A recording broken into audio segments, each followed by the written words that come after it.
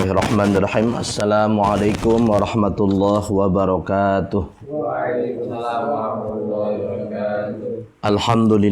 Alhamdulillahilladzi arsala rasulahu bil huda wa dinil haqq liyudhhirahu 'alad dini kullihi walau karihal kafirun walau karihal musyrikun. Asyhadu an la ilaha illallah wahdahu la syarikalah wa asyhadu anna Muhammadan abduhu wa rasuluhu la nabiyya wa la rasulahu ba'dah. Allahumma shalli ala sayyidina Muhammadin wa ala alihi wa ashabi ajma'in wa man tabi'ahum bi ihsanin ila yaumiddin.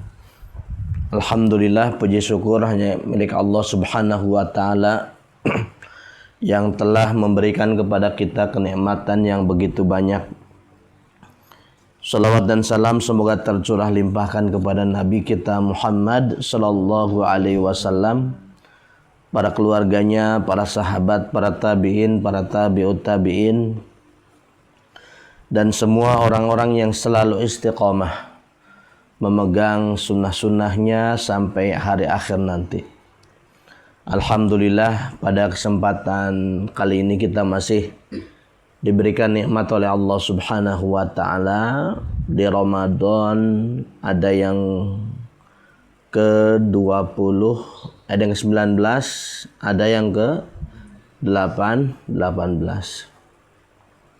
Ini adalah nikmat dari Allah Subhanahu wa taala yang harus kita syukuri. Tentu dan pastinya cara mensyukuri nikmat Allah yaitu apa? Yaitu menggunakan semua apa yang Allah berikan untuk beribadah kepada Allah Subhanahu wa taala. Pada kesempatan kali ini kita akan melanjutkan kajian kita, masih membahas berkaitan dengan hakikat sholat yang khusyuk, ya. Kenapa kita harus sholat dengan sholat yang khusyuk? Karena sholat yang khusyuk itulah yang bisa berpengaruh di dalam kehidupan kita, ya, bisa berpengaruh dalam kehidupan kita. Dan kita akan membahas berkaitan pada saat ini adalah berkaitan ruku dan sujud. Mungkin banyak yang kita lewatkan karena waktu yang begitu sempit, ya, dan terbatas, ya. Maka kita langsung akan membahas berkaitan dengan ruku dan sujud. Jadi ruku dan sujud ini merupakan dua posisi sholat yang sangat istimewa sekali. Ya, sangat istimewa. Karena posisi ruku dan sujud itu tidak boleh kepada makhluk kecuali hanya kepada Khaliq, yaitu Allah. Ya. Semua gerakan sholat, ya, semua gerakan dan posisi sholat, kalau kita di depan manusia maka itu boleh. Misalkan berdiri, kita kalau berdiri di depan manusia boleh, ya kan? Duduk di depan manusia boleh, ya kan? Mau duduknya tahiyat awal, mau duduknya tahiyat akhir, itu boleh. Tapi sekarang ruku di depan manusia nggak boleh. Apalagi langsung untuk manusia rukunya nggak boleh. Sujud untuk manusia di hadapan manusia tidak boleh. Makanya ruku dan sujud itu satu posisi, satu gerakan yang sangat istimewa karena hanya khusus untuk Allah Subhanahu wa ta'ala. Ya. Dan ini juga disebutkan langsung di dalam Al-Quran. Dalam surat Al-Hajj ayat yang ke-77. Coba gimana bunyinya? Fikri yang sudah 50 juz. Belum.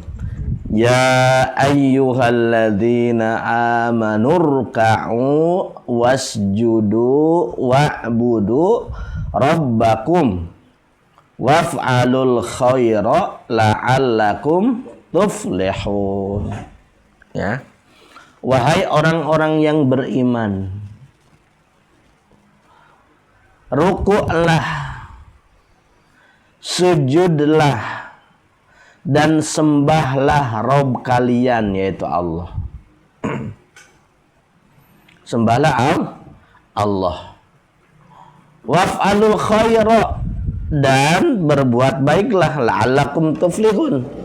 Niscaya kalian akan menjadi orang-orang yang beruntung. Ya. Jadi di beberapa ayat di dalam Al-Quran, ruku dan sujud itu disebutkan berbarengan, ada juga yang disebutkan sendiri. Ya. Ini menunjukkan keistimewaan, ya. Gerakan ruku atau posisi ruku dan sujud itu istimewa karena disebutkan langsung di dalam Al-Quran. Dan nama lain dari sholat ya diantaranya ruku, sujud, qiyam. Ya, itu nama lain dari apa? Nama lain dari sholat. Itu. Maka dalam ruku dan sujud ini, satu tadi istimewa karena hanya untuk Allah Subhanahu wa ta'ala, gitu ya. Dan ini adalah puncak penghambaan kita kepada Allah, ya. Posisi puncak penghambaan kita, ya, kepada Allah adalah dengan ruku dan sujud. Ya, kita kasih ilustrasi, kalau kita di hadapan guru, di hadapan orang tua, kan nggak berani kita, ya, melakukan atau gerakan-gerakan posisi-posisi yang aneh-aneh, ya kan? Kecuali mungkin kita hanya duduk, diam, gitu kan? Ya. Itu bentuk apa? Bentuk hormatnya seseorang kepada gurunya atau kepada orang tuanya atau orang yang lebih tua darinya. Gitu. Bentuk apa? Bentuk menghormati. Bentuk penghambaan kita yang paling totalitas, ya, itu adalah ketika kita ruku dan ketika kita sujud. Itu bentuk penghambaan yang paling totalitas, gitu ya. Maka di dalam sujud itu mencakup satu khudu'ul qalb, yaitu tunduknya hati. Ya, tunduknya apa? Hati. Itu. Kedua, khudu'ul jawarih. Itu tunduknya anggota badan. Anggota badan kita bungkukan ketika kita ruku. Anggota badan kita ya sungkurkan, ya. Muka kita, badan kita tersungkur di tempat sujud. Berarti apa? Itu, ya, menundukkan anggota tubuh. Khudu'ul qaul, di antaranya juga apa? Yaitu tunduknya perkataan kita. Ya. Maka di dalam ruku dan sujud kita tidak berkata apapun kecuali apa yang dicontohkan oleh Nabi. Ketika kita kita ruku, maka kita baca subhana rabbiyal. Ketika kita ruku, adim wa bihamdihi. Ya.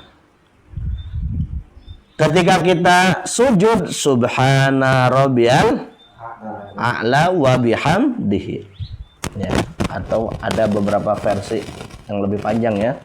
Itu paling minimalis. Ya. Kita memuji Allah Maha Suci, Allah yang Maha Agung, Maha Suci Allah yang Maha Tinggi. Ya kan? Yang Maha Tinggi.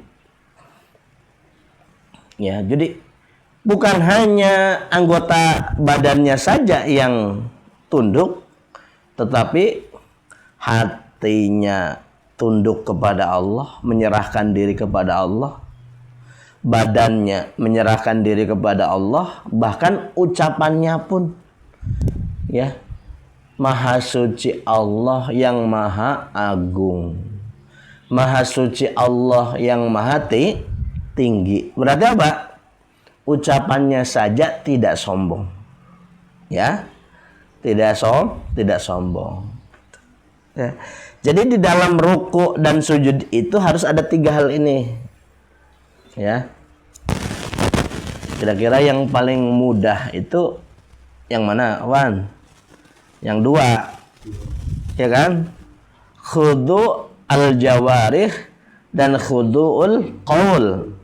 Itu banyak yang bisa. Ya, banyak yang bisa. Tapi khudu'ul qalbi, tunduknya hati, berserah dirinya hati, itu yang sulit. Kadang lisan mengucapkan subhana rabbiyal azim, hati merasa paling hebat, ya kan? Ini mengucapkan subhana rabbiyal a'la, tapi hati merasa paling hebat, seperti itu. Nah, itu yang sulit di hati itu. Ya, yang sulit di hati. Ya. Rasulullah sallallahu alaihi wasallam menyebutkan dalam hadis yang diriwayatkan oleh Al-Imam Bukhari, "Sumarka hatta tatma'inna raki'an." Kata Rasulullah, rukulah sampai kamu ruku dengan tuma'ninah, tenang. Ya. Jadi tuma'ninah itu termasuk rukun salat. Itu ya, termasuk rukun salat. Ruku rukun salat. Tumanina juga sama. Rukulah kamu sampai kamu rukunya tenang. Gitu. Jangan sampai cepat seperti tarawih yang 5 menit, 7 menit, 23 rakaat selesai. Allahu Akbar, Allahu Akbar, Allahu Akbar, sami Allah, Allahu Akbar, Allahu Akbar. Ya. Bayangkan 7 menit 23 rakaat. Kebayang nggak, Val? 7 menit 23, bukan 11, 23 rakaat. Assalamualaikum, Assalamualaikum, Allahu Akbar, dolin, amin, Allahu Akbar, Allahu Akbar, Allahu Akbar. Cepat sekali. Ya, ini tuh viral terus selama bulan Ramadan. Dan ketika ditanya kenapa, ini sudah mencakup rukun-rukunnya, sudah terpenuhi gitu kan. Dia tidak tahu bahwasanya ada tumakninah, itu jangan ditinggalkan. Bukan hanya sekedar bacaannya selesai, gerakannya, tapi harus tumakninah. Kan nggak ada tumakninahnya. Masa 23 rakaat 7 menit? Ya. Nggak ada jeda kan? Allahu Akbar, Allahu Akbar, Allahu Akbar. Ya. Ada ya itu di Jawa Timur ya. Ada juga yang sholat tarawihnya 30 juz setiap malam. Wah, itu lagi ada juga. Setiap malam 30 juz. Imamnya bergantian 10 juz, 5 juz, 5 juz, 5 juz, 5 juz, 5 juz. Nah, boleh ditiru. Menghafal Quran gitu. Jadi ada yang cepat banget, ada yang lama sampai mau sahur belum selesai. 30 juz ada itu Jawa Timur ya, di Jawa Timur juga di pondok. Ya, di pondok. Ada juga yang ya pertengahan, ya kayak di Darussalam di sini.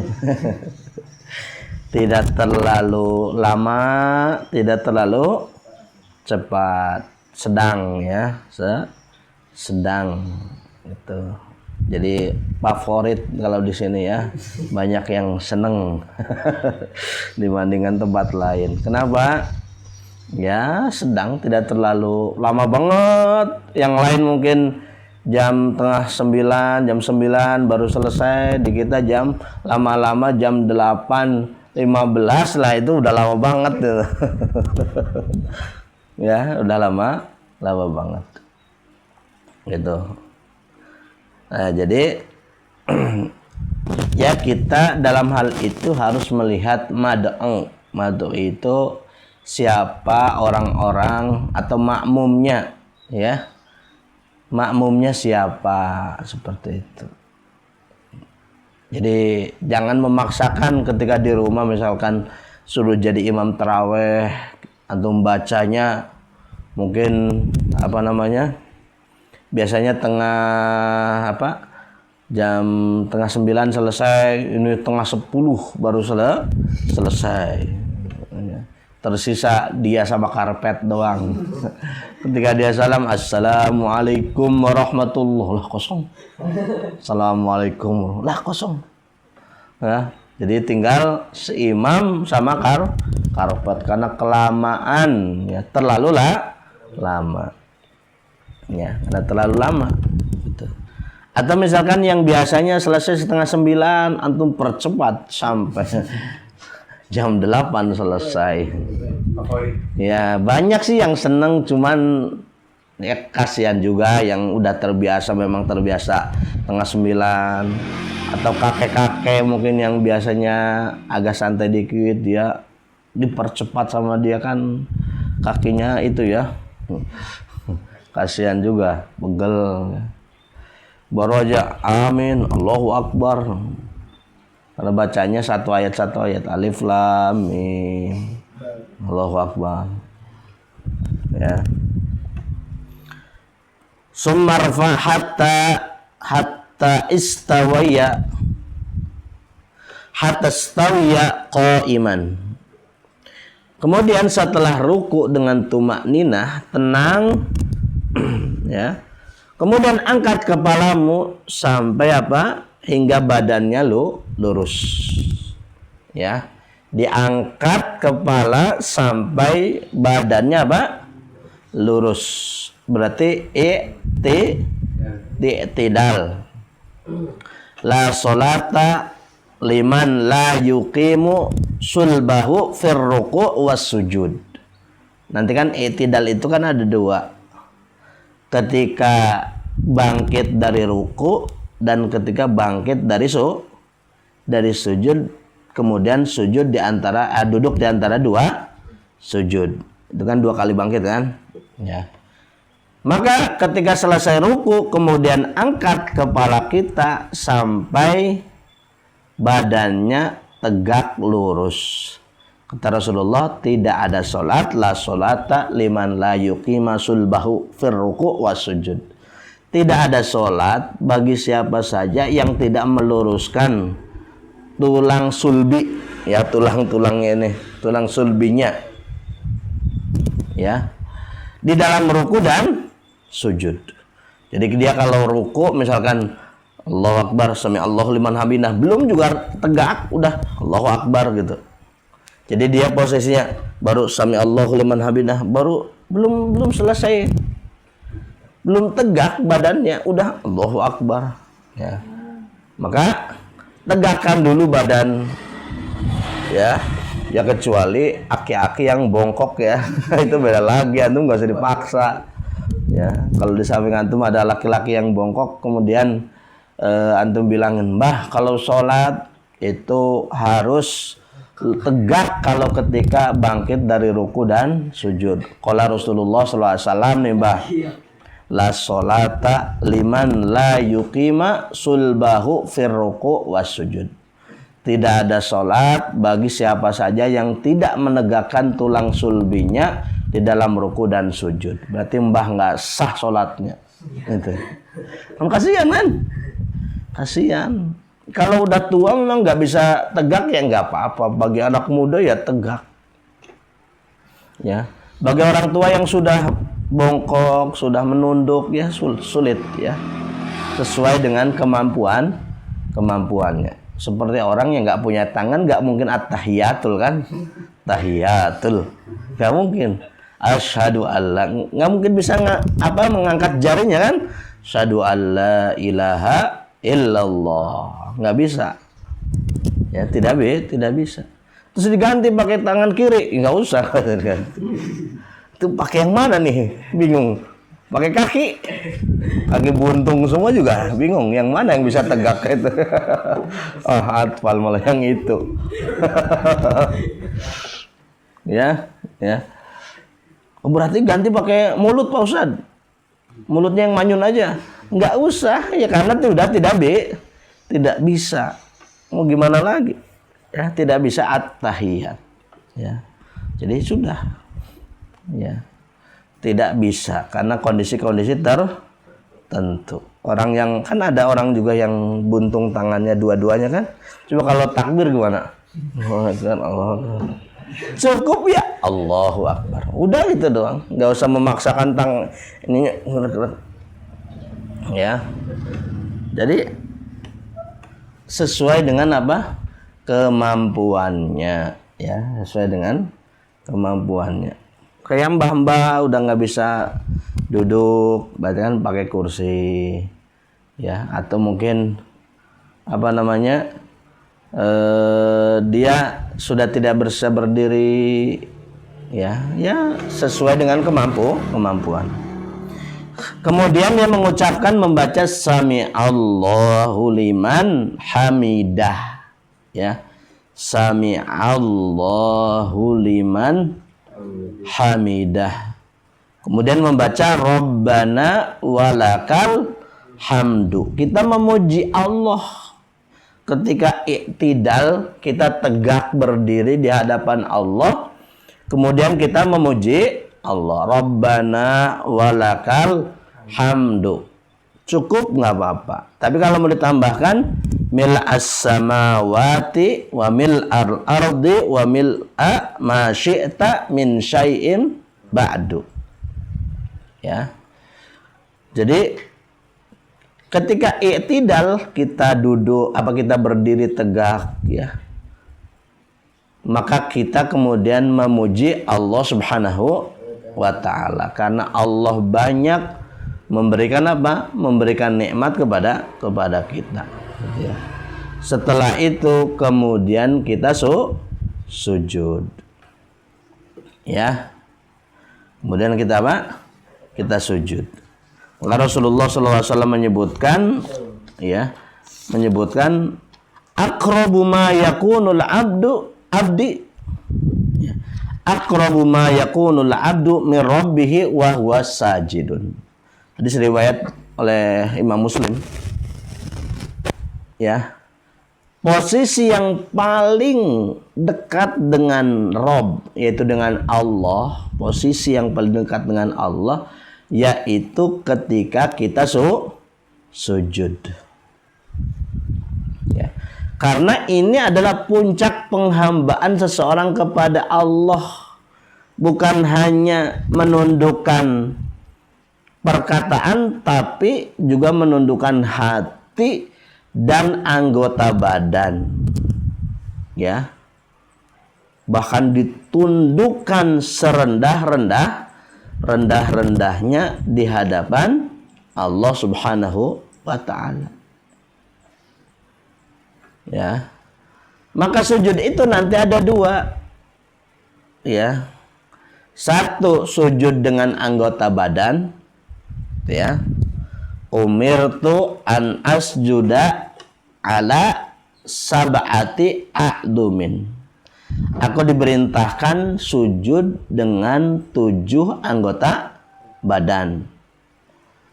Al-jabhatu, pertama jabhah. Ini, apa ini? Jidat atau kening, ya. Jidat kita. Apakah semua orang punya jidat? Punya, masa nggak punya lah. Ada yang nggak punya jidat? Ya, punya. Ya. Fauzi kayaknya itu lapangannya banyak. Bahkan ada yang mungkin punya lapangan golf ya. Klimis di sini. Alias jenong. Ya. Bahasa Jawanya apa, Ji? Cunong. Ya, bahasa Sundanya jenong. Bahasa Jawanya cunong. Anta cunong? Ya, berarti ya biasanya profesor tuh yang cunong-cunong itu, profesor. Ya, mikirin ilmu. Biasanya kerontokan di rambut ya, terus rambut ini depan. Gitu. Antum sih kerontokan mikir apa? Kirain seblak. Wa asyara biyadi ala anfihi. Jadi setelah Rasulullah memberitahu bahwasannya sujud itu dengan 7 anggota tubuh, yang pertama adalah dengan jabhah, yang kedua wa asyara bi anfi, Rasulullah menunjuk dengan tangannya ke hidung. Yang kedua adalah hidungnya nempel. Ini nempel, hidung nempel. Ya. Jadi jangan mulut yang nempel. Dan saya Gino, tahu Gino? Gigi nongol. Itu Gino ya.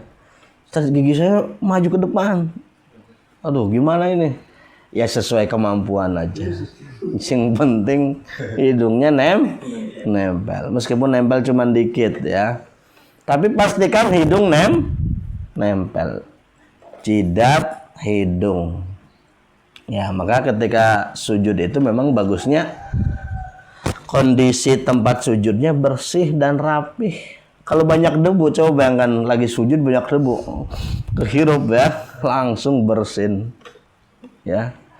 Atau mungkin karpetnya bau kaos kaki. Sampai sekarang belum ada kan. Gagal. Gagal, dikirain udah mau selesai Ramadan nih. Belum datang karpet. Mungkin di sana nggak ada cahaya matahari atau gimana. Lama ya, sebulanan mungkin. Ya. Jadi gitu. Jadi nanti antum kalau di rumah punya karpet, nggak usah dicuci lah, di vakum cleaner. Kecuali mungkin sudah butek sekali, udah lah turunan tiga turunan ya, dari buyut kakek ke bapaknya antum ya, itu sudah nggak karuan karpetnya, cuci boleh lah. Ya udah lama, udah jelek gitu ya. Ya sudah jelek. Ya. Warukbata ini rukbah ya. Wal kafain ini ya. Telapak tangan ya. Coba bayangkan kalau telapak tangannya nggak nempel gimana ke belakang. Ya. Berarti ini jabhah, anfun dan kafain, tempelkan. Ya. Dan kepala kita letakkan ya, nggak usah ditahan, dilepaskan saja sesuai dengan beratnya kepala gitu ya. Misalkan Fauji beratnya kepala 7 kilo, ya lepaskan aja, nggak usah ditahan-tahan, lepaskan. Nanti tempat sujudnya itu Ustaz hancur. Ya enggak lah, insya Allah. Kalau enggak karpetnya dekok, tahu dekok? Ya. Dilepaskan, gak usah ditahan, pokoknya senempel mungkin. Terus warukbata ini rukbah ya. Kedua lutut kita nempel ya, kedua lutut ditempelkan. Jadi ketika atfal ruku mana saja? Ini hidung, kafain ya. Dua telapak tangan dan rukbatain apa? Lutut. Ya, jangan diangkat satu lututnya. Itu kayak apa itu? Kalau lututnya lagi sujud diangkat satu. Kayak kalbun ya. Ya kan? Ya. Anak-anak kecil kan kayak gitu kalau sholat tarawih. Di video-video kan ada yang dua-duanya diangkat. Apa namanya itu? freestyle ya. Diangkat dua-duanya. Walah. Habis itu gerubak ke yang depan. Macam-macam aja itu anak-anak lo. Alhamdulillah sih sekarang agak aman di sini. Kemarin agak ribut dikit. Sekarang alhamdulillah macam-macam. Ada yang suka nyogokin pantat gitu ya. Lagi sholat. Alhamdulillah sekarang udah enggak. Ya, ada yang suka ngerogoin saku. Ada uangnya diambil, masuk ke tak infak. Ya, macam-macam. Anak-anak kalau lagi sholat tarawih, ya, sholat tarawih. Ya, itu nanti pulang ke rumah tulis aja ya kelakuan anak-anak sholat tarawih gitu ya. Bahkan kemarin ada yang bawa bambu gantar, tahu gantar bambu ya, bambu panjang biasanya yang suka buat bendera gitu.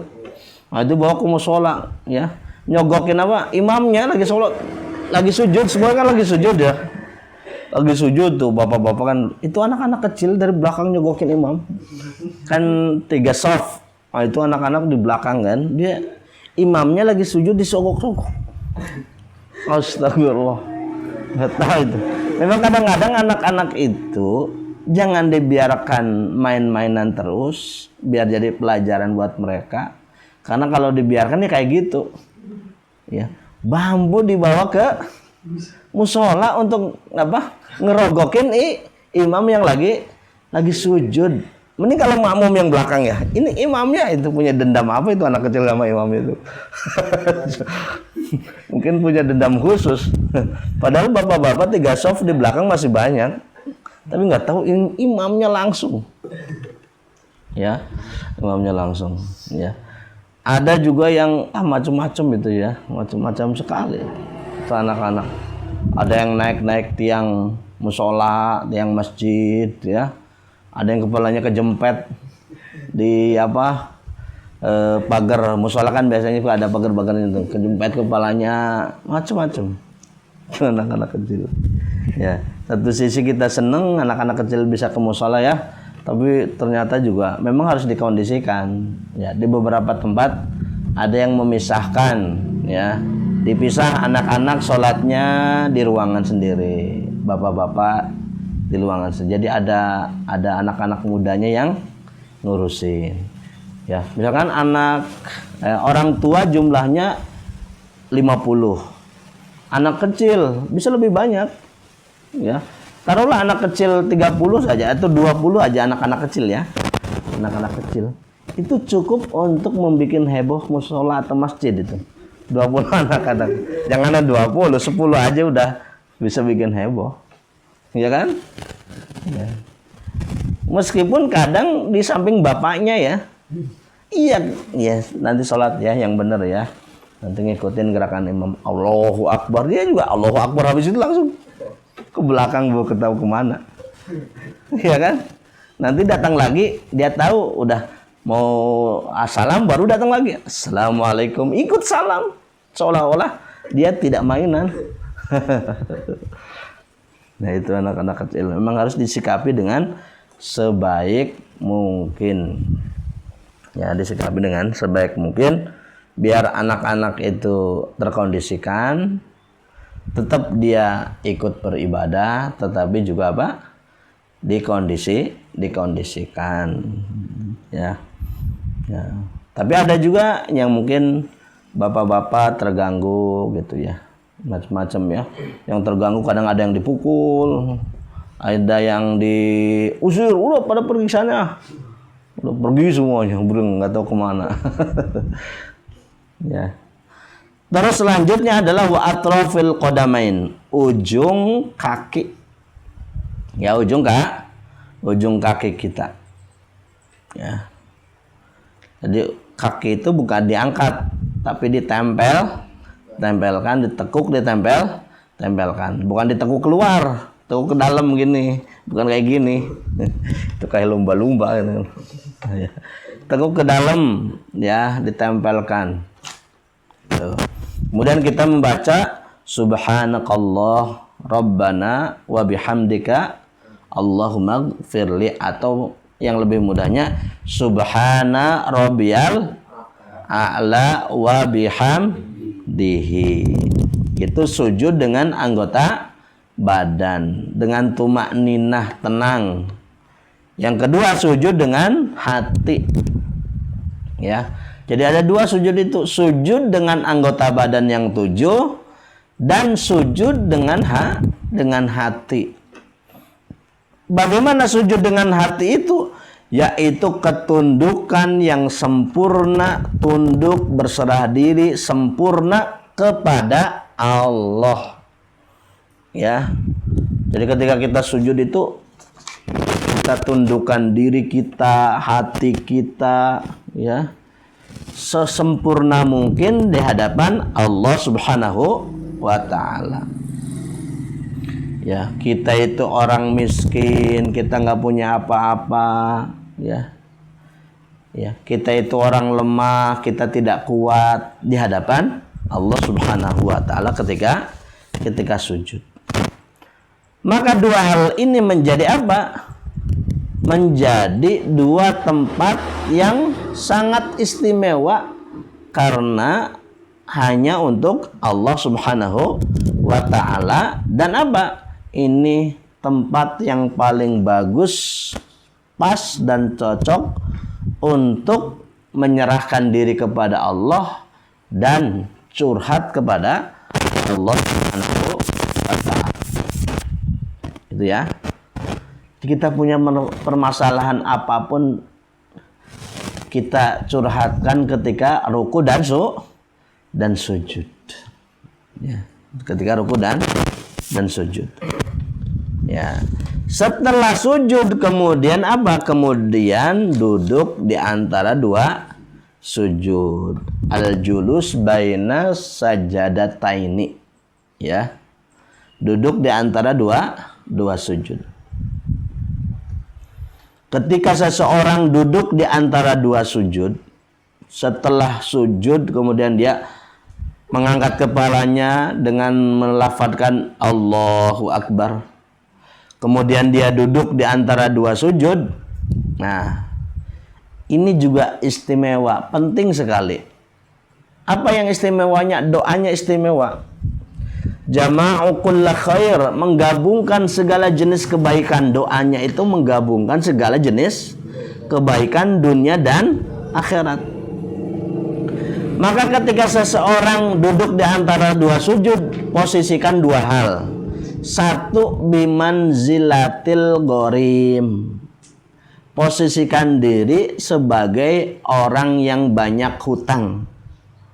Ya. Jadi kalau lagi duduk di antara dua sujud, posisikan bahwasannya kita itu orang yang banyak hutang. Coba orang yang banyak hutang itu lemah nggak? Lemah, ya kan? Lemah, tidak berdaya. Ya, tidak berdaya. Hutang kita bukan hutang kepada manusia. Ya. Maksudnya adalah hutangnya kepada Allah. Hutang apa kepada Allah? Misalkan aku nggak pernah minjam uang sama Allah kok. Kalau sama Fauzi mungkin. Tapi sama Allah nggak pernah minjem. Apakah kita lupa setiap hari kita dikasih gratisan? Coba nafas gratis nggak, Atfal? Coba misalkan berhenti semenit, mau? Nggak kan? Ya, bengek itu berhenti semenit.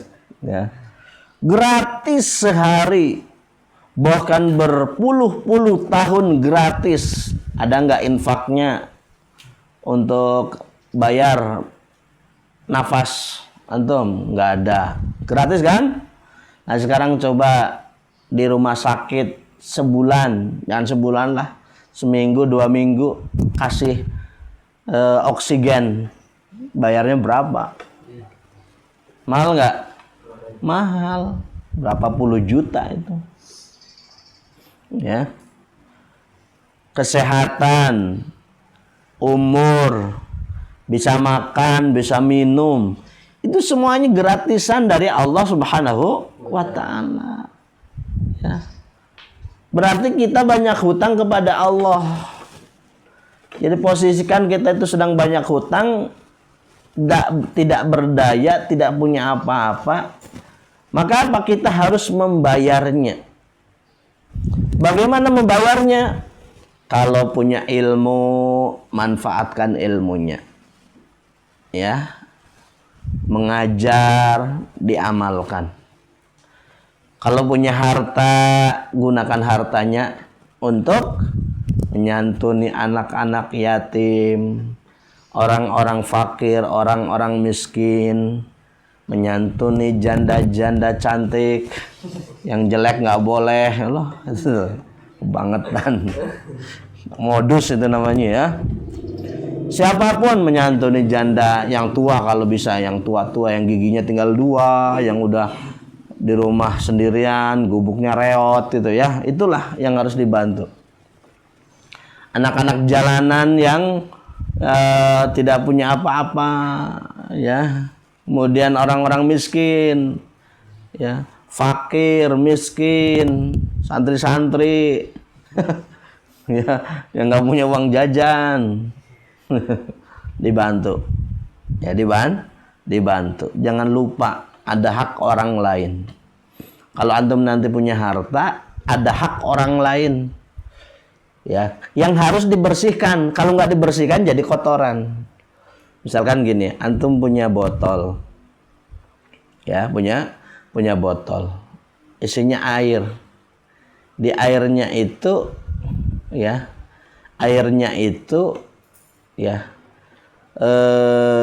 biar bersih airnya itu berarti kan harus dibersihkan kotoran-kotorannya, ya kan, dibersihkan kotorannya. Biar air itu bisa digunakan dengan sebaik mungkin. Ya. Harta juga sama. Antum punya harta, kalau cuma untuk sendiri saja itu kotor nanti. Kecampur kotor. Jadinya apa? Hartanya kok kotor. Tapi kalau disalurkan sudah sampai haul zakat, ya zakat. Kalau belum infak sedekah, ya infak sedekah. Seperti itu. Untuk membersihkan apa? Membersihkan harta. Ya, untuk membersihkan harta. Nah, gitu ya. Yang kedua, posisikan diri sebagai orang yang butuh. Coba orang yang butuh gimana, Atfal? Merengek nggak? Minta nggak? Minta. Orang yang butuh namanya juga butuh. Mengharap nggak orang yang butuh? Atfal, mengharap. Namanya juga lagi butuh. Butuh apa? Butuh doa yang dibaca. Ya, itu kebutuhannya banyak. Ya, kebutuhannya apa? Banyak.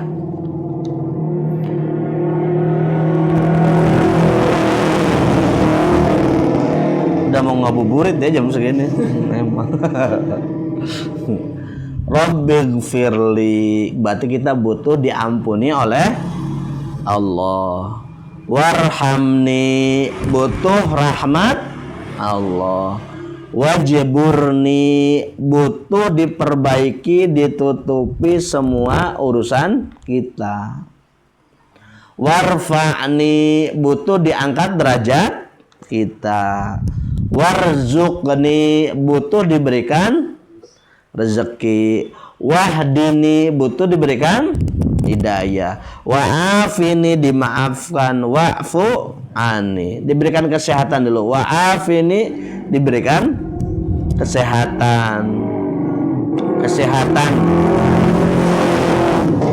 jasmani dan ruhani. Wa'afini wa'fu anni, diberikan maaf oleh Allah Subhanahu wa ta'ala. Ya. Jadi ini menggabungkan semua jenis kebaikan dunia dan akhirat. Jadi ketika kita duduk di antara dua sujud, maka posisikan kita orang yang butuh dengan doa, ya, yang ada di dalam doa duduk di antara dua sujud tadi. Ya. Coba siapa yang nggak butuh ampunan Allah? Semuanya butuh. Ya, semuanya butuh. Diangkat derajatnya, ya. kemudian diberikan rezeki, diberikan hidayah, diberikan rahmat dan yang lainnya, itu semuanya butuh. Ya, semuanya butuh. Jadi ketika duduk di antara dua sujud, posisikan sebagai orang yang banyak hutang dan orang yang butuh. Gitu ya. Kemudian yang terakhir, kenapa di dalam sholat itu diulang-ulang gerakan dan bacaannya? Ya. Jadi di dalam sholat itu, di antara keistimewaan sholat itu adalah bacaan dan gerakan yang diulang-ulang. Bukan berarti wah ini membosankan sekali gitu kan, gerakannya kayak gitu-gitu aja. Ini bukan gerakan senam aerobik ya. Ya kalau tiap pagi bukan. Nah, ini ada maknanya ya, ada maknanya. Ya. Summa syur'a lahu taqrir hadzal af'ali wal aqwal. Kemudian disyariatkan mengulang-ulang perbuatan, gerakan-gerakan sholat dan bacaan-bacaan sholat. Ya, takbir diulang-ulang berkali-kali, sujud berkali-kali, ruku berkali-kali, bacaan-bacaannya berkali-kali. Kenapa? Ya, ada idh hiya ghidza'ul qalbi warruhi. Ya, ini jawabannya nih. Karena dengan diulang-ulang itu termasuk apa? Termasuk gizi atau suplemen. Tahu suplemen? Ya. Suplemen bagi apa? Bagi hati dan roh. Jadi kenapa sih diulang-ulang? Itu adalah suplemen, penguat. Ya, obat kuat itu. Jangan mikirnya itu doang, obat kuat itu mikirnya itu aja mikirnya. Obat bikin perkasa kuat. Wah, kan bikin kuat. Apanya yang kuat? Hati dan roh. Apa? Hati dan roh. Kalau pengen kuat jasmani ya olahraga. Ya kan? Olahraga, push up, sit up, lari, jogging, jalan kaki, main bola, olahraga. Kuat badannya.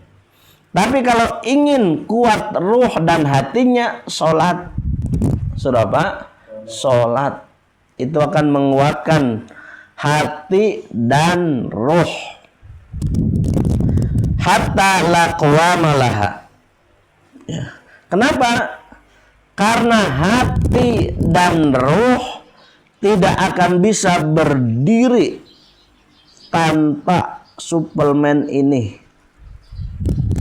Ya, hati dan ruh tidak mungkin bisa kuat tanpa sholat. Tentu kebayang ya, orang yang nggak pernah sholat.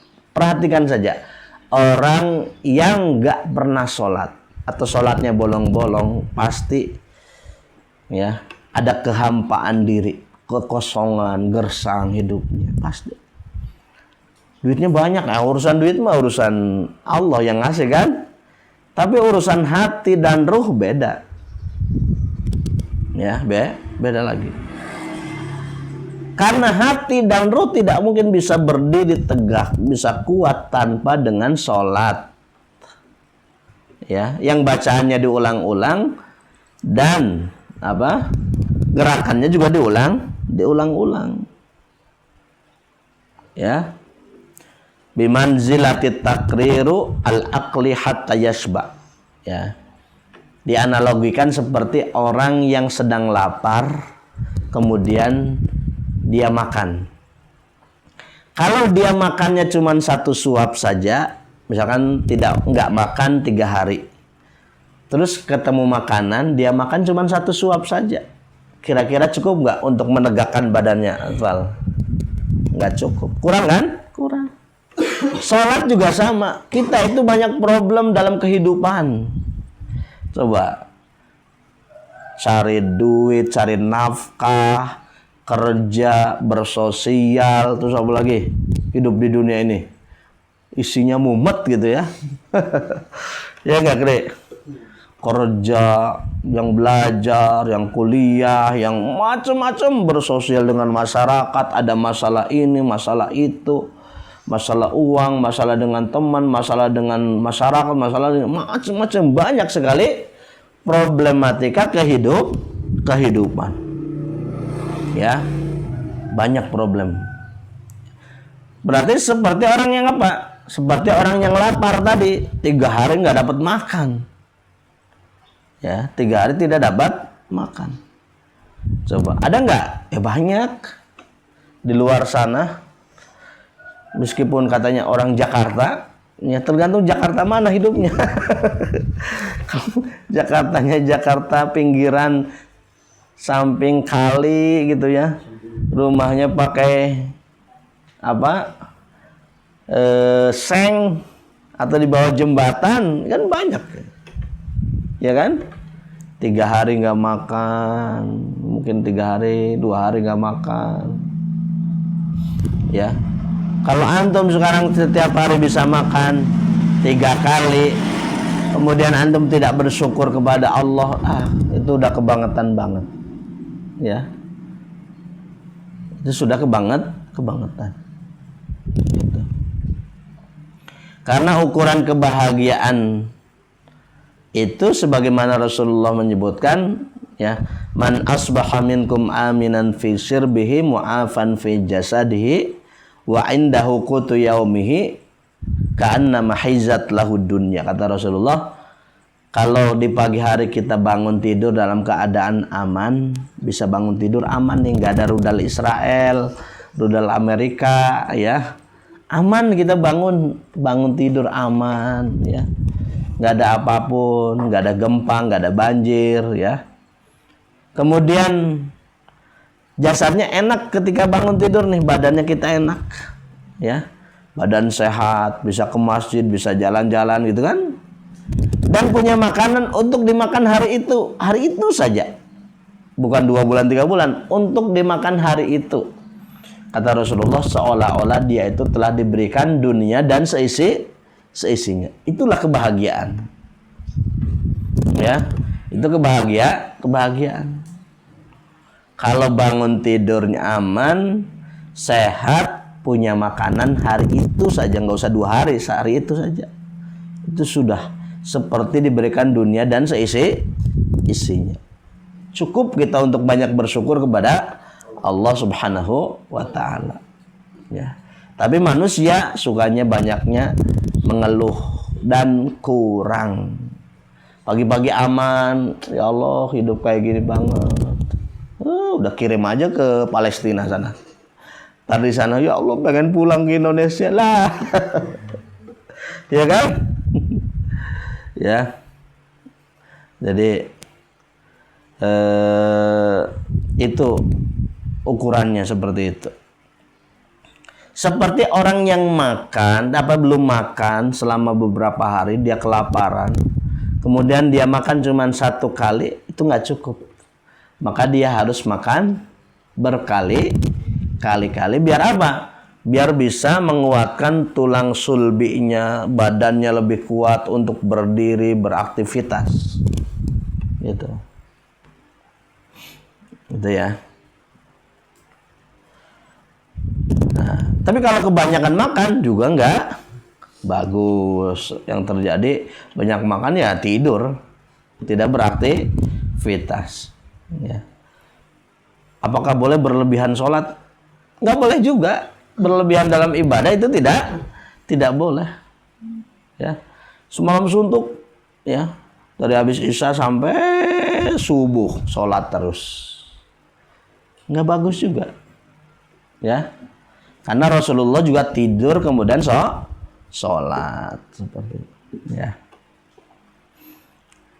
Yang kedua, bimanzilati ghusli shaubi marratan ba'da marratin. Ya. Ya, tadi seperti orang yang sedang lapar kemudian dia makan berkali-kali kan, makannya suapannya berkali-kali sehingga badannya bisa lebih kuat. Ya. Kenapa harus berkali-kali? Karena suplemennya nggak cukup cuman sekali saja.